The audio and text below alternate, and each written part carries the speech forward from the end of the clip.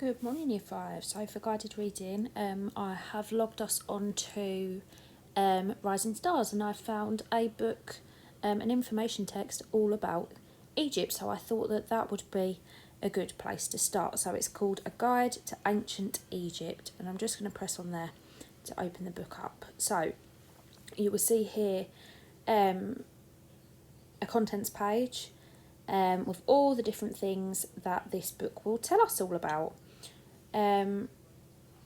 So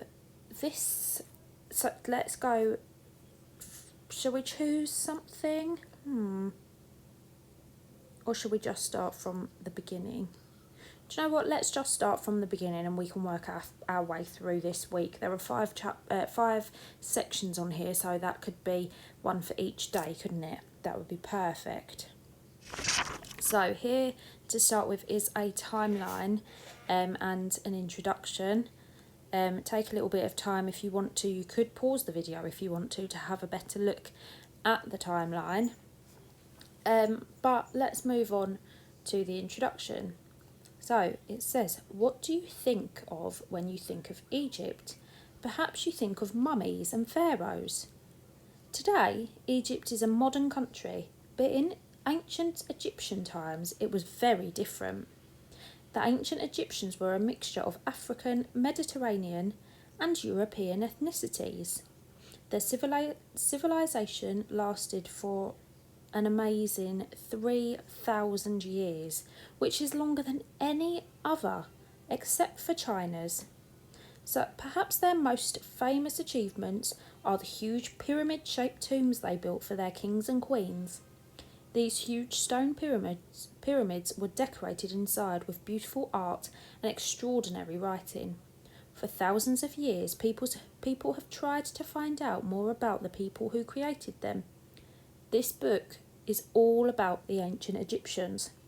We're going to tell you all about how they lived, what they believed, and what we can learn about them today. Did you know the pyramids are so large that they can even be seen from space? That is amazing, isn't it? So, it all began with the River Nile, and this is going to come in useful for you for your geography later. So, Egypt is a hot, dry country where it hardly ever rains, but luckily the River Nile runs down the middle of it. Ancient Egypt depended on the Nile for everything. There were roads in the towns and villages, but if you wanted to travel from town to town, it was simpler to sail a boat down the Nile. Plants grow near the Nile, but further away the soil is too dry, and we learnt about that, didn't we, last time? Most important of all, the Nile provided all of ancient Egypt's food. When the Nile flooded, water covered the land. When the water receded, they left behind mud. Because crops grow well in this mud, ancient Egyptians could grow more food than they needed, enough to sell to other countries. They could also fish in the Nile or hunt on its banks. So, with no need to worry about food, the ancient Egyptians could concentrate on things like building magnificent structures like the Sphinx. So you can see him in the bottom underneath the picture of the Nile there. It says the other side, two become one. Egypt was not always one country. At first, it was divided into two countries, which were often at war. These were called Upper Egypt and Lower Egypt. How very original. Upper Egypt is the south of the country, up the river, and Lower Egypt is the... Oh, hold on. Upper Egypt is the south of the country, which is up the river, and Lower Egypt is the north of the river, which is near the sea, down the river. So at the top, where you can see the Mediterranean, that is what used to be Lower Egypt, which seems a bit funny because it seems almost upside down on the map, doesn't it? You've got a picture there of a king. He's wearing a crown. That was the crown of Upper Egypt. And then underneath you have got the Lower Egypt crown, which was known as the Red Crown.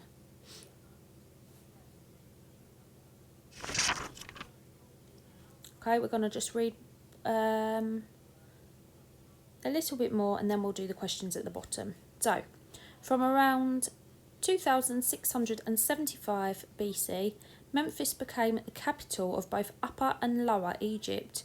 From then on, Egyptian kings called themselves lords of the two lands and were shown wearing both crowns together. The civilization we call ancient Egypt started when these two rivals began to live and work together in a peaceful, organised way. Okay, and we can find out a bit more about that later in chapter 4. I'm going to press on there and hopefully that is about the introduction. So, their civilization lasted for an amazing 3,000 years. So you need to complete the sentence. What do you think? Is it 1, 2 or 3? So longer than any other in history, longer than any other except for China's, or shorter than any other in the world. I'm going to go for longer than any other except for China's, sorry. What is the name of the river that runs through Egypt? Do you think it's the River Nile, the Lion River, or the River Nile? 1, 2 or 3? I'm going to go for number 3, the Nile.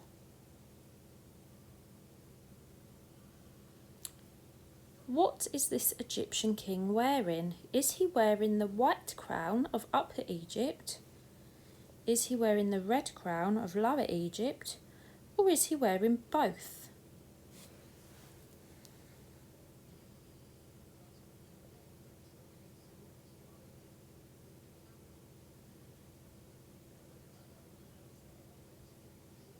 I'm going to go for both. Okay, so finally, click to match the kingdoms to the correct dates. Oh, this one's hard. Okay, I'm going to go for the New Kingdom as that one. And then I'm going to go for the Old Kingdom as that one because that was longer ago than the middle one. So I'm going to do them like that. Hopefully you guys at home agree with me. Now I'm going to check my answers. Oh, I got one wrong. I'm just checking to see which one I got wrong. Oh, which crown was it then? Hopefully you guys got it right. I wonder if I can't change it. Let's carry on reading. So, the Egyptian way of life. Understanding ancient Egypt. Ancient Egypt civilization lasted for thousands of years. To help us think about this enormous period of time, historians divide it into 3 kingdoms. Oh my goodness, that was the answer to the last one. So, Old Kingdom, which was 2690 BCE to 2180 BCE. The Middle Kingdom, which was 2055 BCE to 1650 BCE. And the New Kingdom, which was 1550 BCE to 1070 BCE. So the dates are smaller because they are counting down to the year 1. So after year 1 they then start counting up again. In between these times there were what historians call intermediate periods. There was no single ruler in control of the country. Okay. And in this case BCE stands for before the Common Era. Okay. Let's keep going. How did ordinary Egyptians live? Most people in Egypt made a living by farming, fishing or doing building work. Some were highly skilled craftsmen making furniture and jewellery. They ate simple foods with lots of grains and vegetables. Ancient Egyptian houses were built to protect people from the hot sun with thick mud brick walls, flat roofs and a few windows. Children did not go to school, but instead they learned a trade from their parents. So that would be like homeschooling forever. Ancient Egyptians wore light clothes and sandals because the weather was so warm and dry. There were no bathrooms or running water inside, so most people built an outhouse where you could go to the toilet, and this would probably be some sort of like bucket or hole in the ground. So, of course, you could always go to the toilet in the river, although you had to look out for Nile crocodiles. Imagine trying to go to the toilet over the river and a crocodile coming along. Oh. Believe it or not, many shoes have survived from ancient Egypt. Maybe people will be admiring your trainers in a museum 3,000 years from now. Imagine that, Miss Hodder's Harachis sitting in a museum somewhere one day. I'm not sure. How did wealthy Egyptians live? So, of course, not everyone in ancient Egypt lived simply. Wealthy people could afford luxurious clothes and entertainment. They enjoyed listening to music, feasting and watching dancers. However, being wealthy did not mean that you had lots of money, because until very late in their history, ancient Egyptians didn't really use money. They exchanged food they had grown or things that they had made. So rich women wore beautiful jewellery, and both men and women wore eye makeup that protected them from the glare of the sun. Lower paid workers were paid in grain and beer. The people who built statues were probably paid in grain, and they had to take it home and make their own bread with it. Okay, imagine if mum and dad had to bake their own bread from grain every day. I'm not sure I'd like to do that. As much as fresh bread is lovely, it would be a pain in the bum, wouldn't it? What was the ancient Egyptian calendar like? In ancient Egypt, a week lasted 10 days. There were 360 days in the year with 5 extra holy days. There were 3 seasons: flood, planting and harvest. These were important because the Egyptians depended on the flooding Nile to grow their food. Okay, you can see there in the middle a picture of an Egyptian calendar. If they planted their crops in the wrong season, they'd end up starving the following year. So at the bottom there in the fact box, you can see the 3 seasons. Moving on, could the Egyptians write? The written language for the ancient Egyptians is called hieroglyphics. Okay, you had that for your spellings in week 1. Hieroglyphics. People called scribes had the job of writing and reading. There were around 900 different signs in hieroglyphics, and each one could represent a sound, a group of sounds, a word or an idea. So it was very, very complicated. Okay, there are some examples there for you. So it's no wonder why scribes were so important and well paid, is it? I wonder whether you could pause the video here and see whether you could write your name using some of the hieroglyphics there. If not, it might be a good opportunity to have a Google of hieroglyphics and see whether you can do it from what you've found. Okay, so hieroglyphics were used for important records.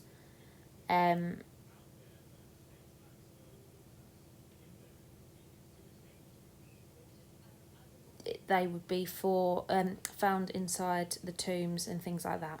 Okay. What did the ancient Egyptians build? Some of the most famous ancient Egyptian buildings are temples.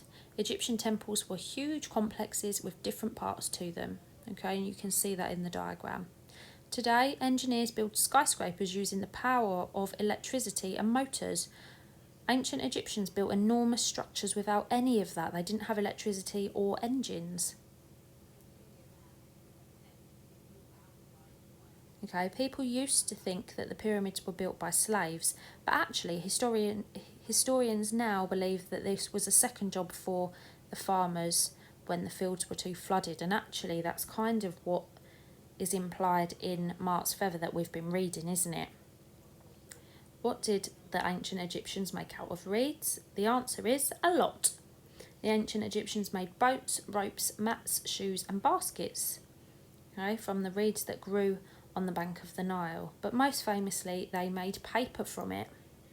Okay, and there are some instructions of what they would have done to do that. So they would have cut open the stem, they would have laid the strips in a crisscross pattern, they would have wet them and mashed and squashed them until they stuck together, and then they would have polished the sheets with a stone so that they could be written on.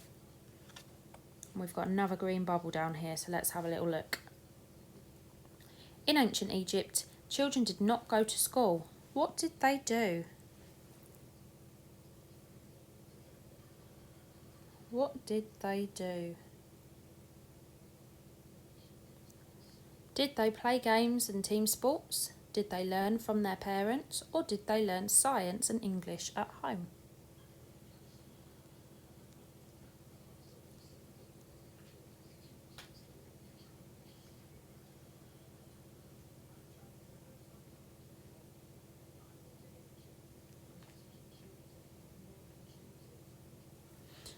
I'm going to put number 2, they learnt trade from their parents.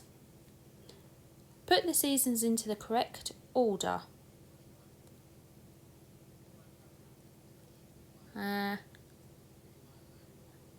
Oh, hang on.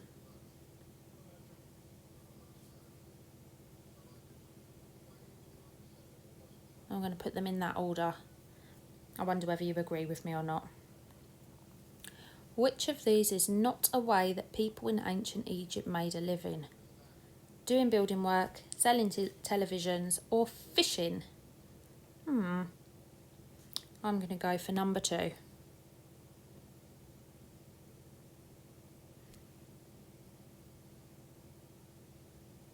And last one, click to match. Hieroglyphics, people who had the job of writing and reading? No, I think that is the written language. Hopefully you guys agree. Yay!